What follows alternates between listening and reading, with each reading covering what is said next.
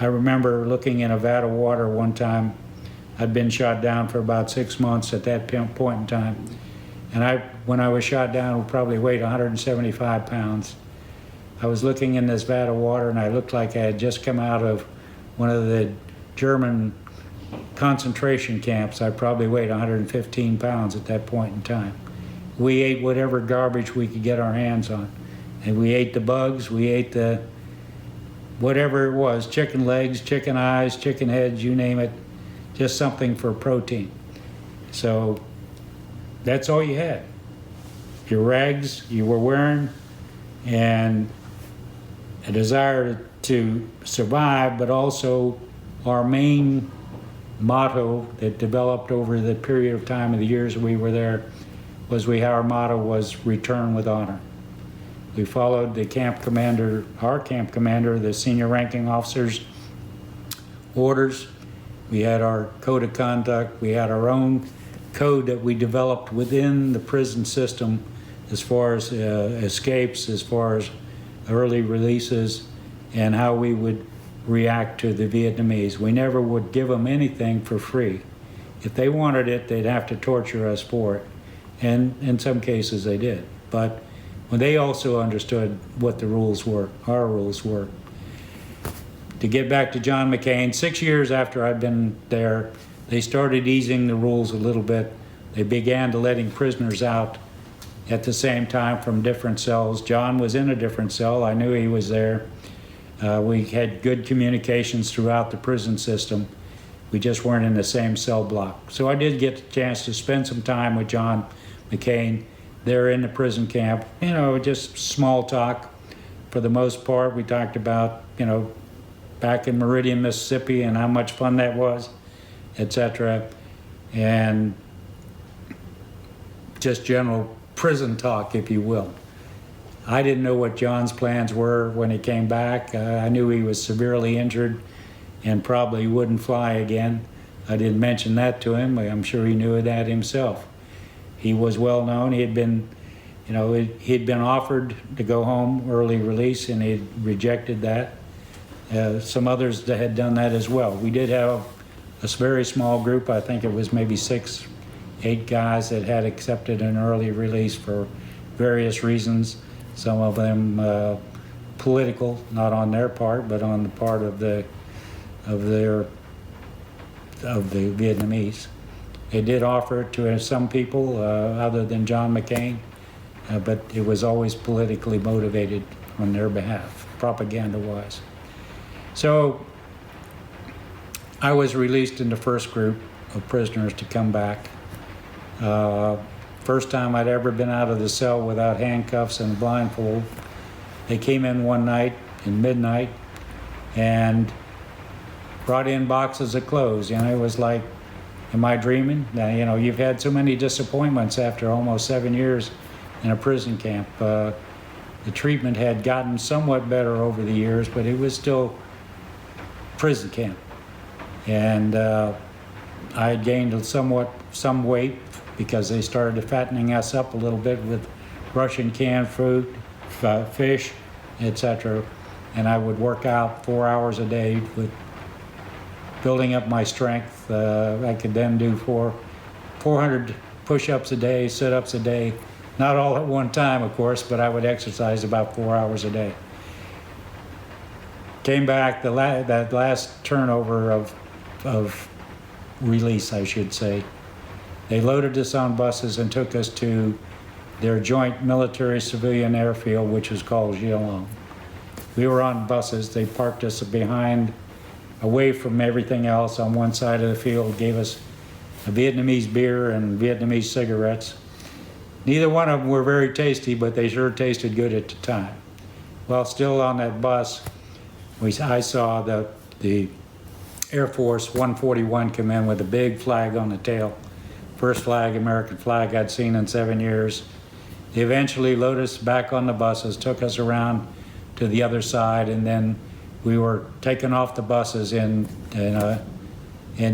twos. When we were turned over or lined up in ranks of 2, we went through the Vietnamese side. They had to sign us off. The Americans had to acknowledged that they had accepted us from the Vietnamese.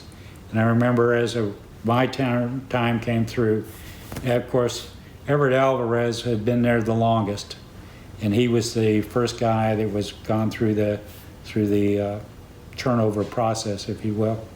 I remember when I got on, went through the line, some Air Force sergeant grabbed me by the shoulder and said, "We're walking out to the 141," and he said, "We better get out of here before they change your mind." And I told him, "You'll be running to keep up with me, buddy." So we got on the 141, taxied out, took off. The Air Force personnel, nurses, they had nurses on board. They had brought baby food and all kinds of stuff that they didn't know what to expect. They didn't know whether they're all crazies, what we could eat, what we couldn't eat, and what to expect from us.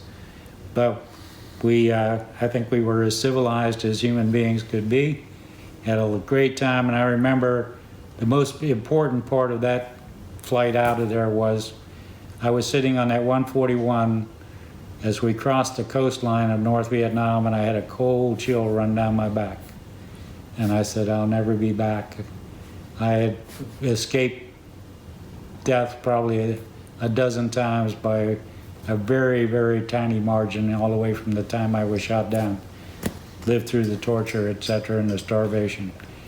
Anyway, arrived back in the first prisoner to be returned to the state of Florida, into Jacksonville, Florida, to the Naval Hospital there.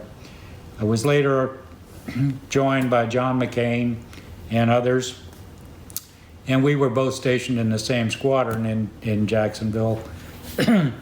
On a first name basis, we had a lot of fun together. He remained there and became the commanding officer of that squadron.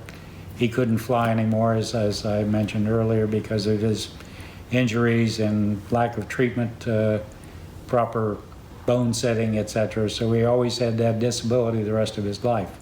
But we had a lot of fun. John was a very soft-spoken guy. He had a lot of, he had a strong belief system. He had a strong opinion, but he was never disagreeable.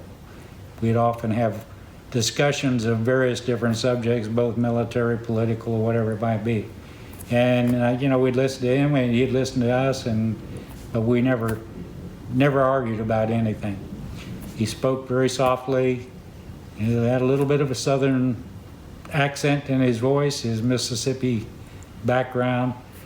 And we did have one thing that happened that was a little bit hilarious, if you want to. As I mentioned, we spent a lot of time together at the Officers Club in the squadron, etc. His first wife had been involved in an automobile accident not too long before we came back. So John came back. He was on crutches. His wife had broken her leg in about 6 different places, so she was on crutches. So we were up having a reception at the Officers Club, something of that nature. We're all in uniform, if I remember correctly. So John and his wife are standing kind of back to back in the middle of this group, of which I was one. And all of a sudden, they both turned at the same time. They got their crutches all intertwined between each other, and both would have fallen flat on their faces, except for the group of people around them who grabbed them and kept them from falling. But so John stayed there. I joined another squadron that was back on an aircraft carrier in the Mediterranean. I stayed in the military for 24 years, and that became my career. John went eventually to Washington. I'm not sure exactly what his title was, but he was basically a naval liaison to Congress. I think that was his position. And he became involved in the political arena of Washington, and I'm sure that led him to eventually become a senator, etc. And over the years after that period of time, I'd see John every once in a while. He would come to a prisoner of war convention. We were always on a first name basis. He was quite busy, and so I didn't see him too much in later years. But he was a great guy. He was a true patriot. As I mentioned, he had his own opinions, and he had a strong belief system of what he believed in, his values. And I had always admired him for that. I admired him for his tenacity and for his willingness to press on even with his injuries, his disabilities, etc.